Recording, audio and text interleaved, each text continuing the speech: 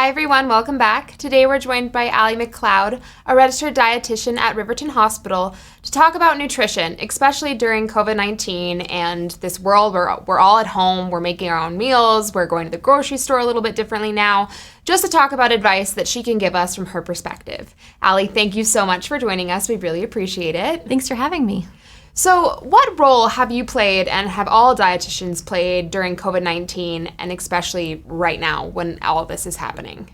Yeah, that's a great question. So even prior to the pandemic, dietitians play a wide variety of roles, but when we look at specifically with the pandemic, we have our inpatient dietitians at Intermountain Healthcare who work with the patients in the hospital. So whether or not they have COVID-19, they're there, at the bedside helping them make sure they get the right nutrition that they need in the way that they need it. And they're really working with our food service team who are amazing at getting all of our patients fed. We also have, on a more community scale, we have dietitians who are really working with our individuals and families throughout Utah to make sure that they're finding the ways that they can navigate kind of these unforeseen circumstances that we have. People are trying to live healthier lives, and this has kind of been an interruption. So we're there to help them figure out how they can make some adjustments in their life, but still keep on that path towards a healthier lifestyle. For inpatient people as well, are you working really closely, you said, with food services to kind of determine a proper diet for someone? I'm assuming it depends on their circumstance as well. You guys can adapt if they're fighting off a certain disease or not. Is that something you guys take into consideration? Yeah, certainly. When they're in the hospital, depending on what they're there for, we really look at what are their needs, like what's the most pressing need for them right now nutritionally. And certainly when they're fighting off different kinds of diseases, we're trying to make sure that what we're giving them is as well balanced as possible for their needs. That makes sense. Let's talk a little bit more too about what COVID-19 has done to impact individuals and families regarding the food that they're eating, whether that's in the hospital or in the community. What's kind of been the impact of this pandemic itself? Yes, that's a great question. There are countless ways that it's really impacted us. We look at restaurants. Most of us have been to a restaurant and probably go there, usually once a week, maybe if more. But since the pandemic, restaurants have really changed their service. They might not be doing any dine-in. They stopped that when we were in the red phase. And as we've been transitioning more to the yellow phase, it's been opening up. But most restaurants have been doing a lot of curbside pickup or drive-thrus. And while, most of us, eating out's kind of a social gathering, it's an opportunity to not have to cook at home. But now we're kind of forced to cook from home. And for a lot of people, that's been a big shift. We encourage that as dietitians. Really, we tend to make healthier choices when we're eating from home. But it's still a big change to have to go from eating out to, now what am I going to cook when I'm at home? What are my options? And when we look at eating from home, we know we can't do that without going to the grocery store. And if you've been to the grocery store in the past 2 months, it's a completely different experience than we're used to. There's a lot of social distancing, wearing masks, one-way signs, down the shopping aisles. And that's a big change for a lot of us. The store associates are just doing a remarkable job at keeping us safe as customers, but change always kind of, brings some anxiety and some discomfort with it. So we have to kind of shift how we shop, in a sense. A lot of people have mentioned, seeing shortages at the store. I know a lot of people who have talked to me about not being able to find flour on the shelf, or in the media, there's a lot of talk about meat shortages. And a lot of that's due to the increased demand from consumers. They've found that, when we made that really rapid shift from maybe eating out more often to everyone's eating from home, people started buying, and the stores just weren't quite equipped for that and ready. So a lot of times we got to the store and just, the shelves were bare. So instead, we have to kind of look, well, how do I adjust for those shortages? Which is, been a big adjustment for a lot of people. Similarly, when it comes to the pandemic, grocery shopping, people aren't wanting to grocery shop as often either, which is understandable. The CDC and Johns Hopkins University have really recommended trying to shop just, once every 2 weeks. A lot of people are used to shopping once a week, if not more, to kind of get their fresh items at the store. So that's been a big shift to have to, extend your shopping trip for a matter of 2 weeks, especially when you have a larger family. I have a couple personal questions on that note too. So how are you supposed to shop for more food at a more or less frequent time frame. I know that I still go once a week because I eat mostly plant-based, and so we eat a lot of produce, and it's hard for us to make produce last for 2 weeks. Do you have any recommendations on how you get fresh produce to even last that long? Yeah, that's a tough one, especially because we often recommend fresh produce. There are certain ways you can store produce so it lasts a little bit longer. A lot of people find that storing things in glass containers makes it last a little bit longer. Certain fruits and vegetables do better if they're stored in water versus not. So there's different ways you can kind of store them, glass containers being one of them. But we can also look at kind of the typical shelf life of certain fruits and vegetables. We know that things like apples and oranges tend to last longer, whereas things like berries, bananas, peppers, lettuce really kind of spoil within a few days after purchase. So if we can kind of order, the fresh produce that we eat, eating those things that are perishable first, and then eat those that are a little more shelf stable later on, that can kind of help us extend, how long before we go to the grocery store.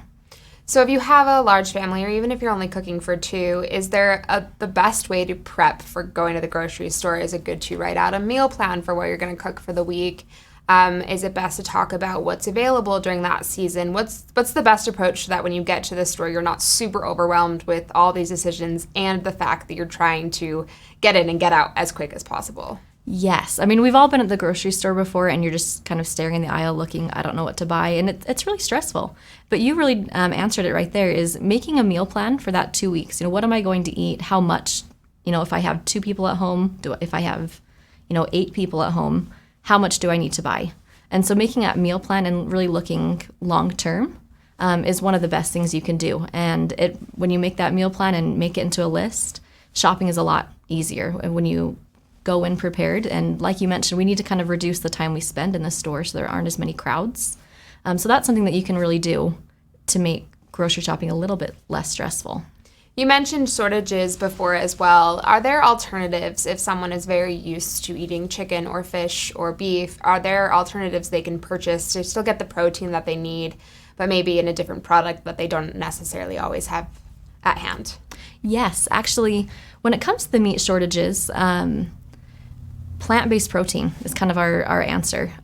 You probably experienced that with that yourself, but plant-based protein is a kind of a shift for a lot of people in America to eat. But plant-based proteins are actually really healthy for our heart, and a lot of them can be pretty shelf-stable, which is nice. So, for those of us who aren't maybe as familiar with eating a plant-based diet, that can kind of seem overwhelming. But we really encourage people to just take it one step at a time. So, doing things more like beans and nuts in their diet instead of like the chicken and the seafood. So maybe if you're used to having like turkey sandwich, try a peanut butter sandwich. Or if you guys really like, Taco Tuesdays night, maybe you want to do some lentil tacos. We have a really great recipe we want to share with everyone to make lentil tacos, and it's really simple and it's super tasty. So that's another great way you can find, alternatives to still give you the protein, but not, if you're at the store and you can't find the meats that you usually purchase. Those are other alternatives you can find. Are there any foods that people can eat right now to help them boost their immune system as well? I know that sometimes we don't think about that when we're putting food in our body. What are some suggestions about that? Yeah, that's a great question. Right now we're all very, heightened senses about our immunity. And so when it comes to nutrition, the great thing is that there's really not, like the secret ingredient, like this is the one food you need to eat. Mm-hmm. But we also need to look at making sure we're eating, high quality food. So more what we call whole foods, so things as close to their natural state as possible. So lots of fruits and vegetables. The more color you can get, that's going to boost your immunity. So if you're eating, red apples and green grapes and, purple eggplant, a lot of different colors, gives you a lot of different nutrients. And the more nutrients you have, the stronger your immune system is. So we think about, it really does come back to those basics of lots of fruits and vegetables, but also whole grains, the plant-based proteins you mentioned. Just a varied diet is one that really helps boost our immunity. And if we can try to choose things that are more natural and more, close to the source, that's going to give us like the most nutrients that we can. If I need help with this stuff, if I'm not very experienced with figuring out what to eat for my diet, or if I have a certain disease that I'm fighting off, is there a way that people can still contact you guys and reach out to you? Can they set up a virtual appointment with you guys right now? What's the best way for the community to meet with a dietitian currently? Yes, such a good question. We are still here to help people. Right now, we are still, figuring out. Some are able to meet virtually, others are still doing in person. Now with the yellow risk, we have more availability to meet with people. But we are here to help. We really recognize that this is a tough time for a lot of people. Not with the pandemic and really just interrupting their normal way of life and the things that they are trying to do. And I mean, here at Intermountain, our mission is to help people live the healthiest lives possible. And we as dietitians take that role very seriously. And we want to help the people in the community, so they can reach out to us. We have a website they can find more information on to contact and reach out to a dietitian across the state. And we have, dietitians at Cascia, we have dietitians down at Dixie, north to south, we're covered. We can really help people in the community who need it. Another question for you too, a lot of people are working from home right now and will probably continue to do so for the next little while. I know that I have definitely reached for more snacks. Just sitting at home, it's 2 feet away from me. You're much more likely to go grab it. Are there any tips on snacks that can kind of help curb your appetite in between your 2 meals, or things that you should reach for in the middle of the day versus like chips or soda? It's hard, right? Yes. When you're home, it's so hard. But there really are a lot of things that you can do to make healthier choices. When we talk about snacks, we really like to look at things that are going to fill us up. So we look for things that are high in protein. So like, peanuts, peanut butter, string cheese, boiled eggs. Those are going to fill us up. And then having them with things that give us a lot of fiber, a lot of roughage, as we call it. So, fruits and vegetables or whole grains. If we can put those two together, it gives us energy and kind of that staying power. So one of my favorites, I love doing like fresh berries with yogurt, because it gives you kind of that protein that makes you full from the yogurt. And then the berries are a great kind of energy boost, kind of that sweet when you want to reach for chocolate, kind of go for some fresh fruit instead. That's probably a good snack for kids too, and it's a more appealing snack for kids if it's something a little bit sweeter. And I'm sure that's a little bit tricky too if you have kids in your family. Do you guys when someone meets with you, can you talk about different members of your family as well if you're trying to cook for them as well? Mm-hmm. Yeah. Okay. The great thing is that we have dietitians also through Primary Children's that are really so well trained at working with children. So, you can meet with them, or you can also come and kind of get some advice for your family. We recognize that eating is a family thing. It's not just always individual. So we really want to help everyone in the community, whatever their age. So we can really help with families too. And what other resources are available if you're having trouble actually even going to the grocery store or planning your meals? Are there resources people can reach out to? Yes. I mean, we've talked so much, especially as we, go from red to orange to yellow, our high-risk individuals still need to stay indoors, as we've been told. And the great thing about Utah is that we really care about our neighbors. So the state of Utah, specifically the Department of Aging Services, has created a hotline that people who are high risk can call if they're having a hard time getting groceries or meals or medications. And so they can call that Monday through Friday, 8 to 5, and get the help that they need, because we recognize everyone needs to eat, and we really want to help our neighbors. So that's a great resource for people who are maybe struggling right now, but really still need that help with that groceries and things. That's a great resource to know about. Allie, is there anything else that you want to mention along the topic of nutrition or how people can kind of live a healthier life right now during COVID? Yeah, I mean, I think when we look at it, kind of like Valerie was saying, when we're talking about happiness in the last video, nutrition is something that, is every day. It's not something we can kind of set aside. We can keep it basic, but really to make sure that we're, feeding head to toe. When we look at nutrition, it can be kind of complicated, and we're already dealing with a lot of complicated things right now. So, try to keep it simple. Make sure that your self-care is a priority. It's a very stressful time, and we look at nutrition as kind of one of those really important pieces of self-care. So, make sure that you're still eating a lot of different colors. You're eating, your 3 meals a day with your snacks. Really just trying to make sure that you're taking care of yourself nutritionally. And if you need help, reach out. It's a difficult time, but there's people here to help you. Well, great. Allie, thank you so much for joining us. We really appreciate all that advice.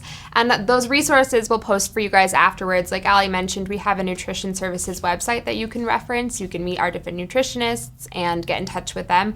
There's also that Utah Department of Aging website, which we will put up for you guys as well. We still have our COVID-19 hotline available. That number is 844-442-5224. You can call that to get screened and find out where you can get tested as well. And we still have our emotional health relief hotline, which is very important. It's open 7 days a week from 10 a.m. to 10 p.m.